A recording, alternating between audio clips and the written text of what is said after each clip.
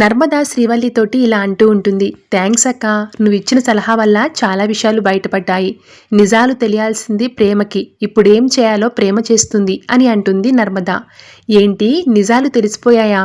ఇంతకీ అమూల్య ఏం చెప్పింది అని కంగారుగా అడుగుతుంది శ్రీవల్లి.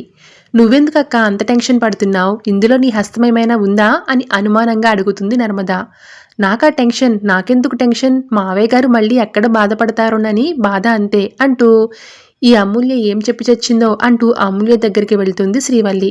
ఏంటమూల్య అలా ఉన్నావు అని శ్రీవల్లి అంటే, ఎలా ఉన్నావు వదినా? ఇప్పుడు మనసు కాస్త బరువు తగ్గి సంతోషంగా ఉన్నాను అని అంటుంది అమూల్య. అవునా, ఏమైంది అని శ్రీవల్లి అంటే, నర్మదా వదినకు నిజం చెప్పేశాను. నేను ప్రేమించలేదు, ఆ విశ్వక్ నా వెంట పడ్డాడు అని చెప్పేశాను అని అంటుంది అమూల్య. ఏంటి చెప్పేశావా?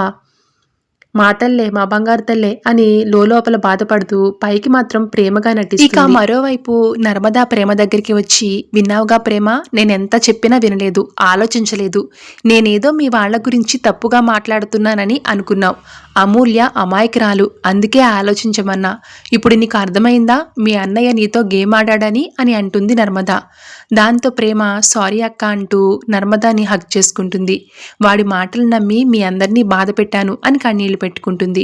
నేను కోరుకున్నది సారీ కాదు ప్రేమ, అయినా సారీ చెప్పడానికి నువ్వు పరాయిదానివి కాదు కదా, నా చెల్లెలివి. నీకు నిజం తెలిస్తే చాలనుకున్నాను, తెలిసింది చాలు అని అంటుంది నర్మద.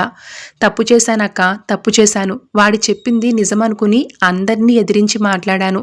తప్పు చేశాను, చాలా పెద్ద తప్పు చేశాను చచ్చా అని కుమిలి కుమిలి ఏడుస్తూ ఉంటుంది ప్రేమ. ఇక నర్మద ఊరుకో ప్రేమ అని నచ్చ చెప్తూ ఉంటుంది ప్రేమకి. Thanks for watching.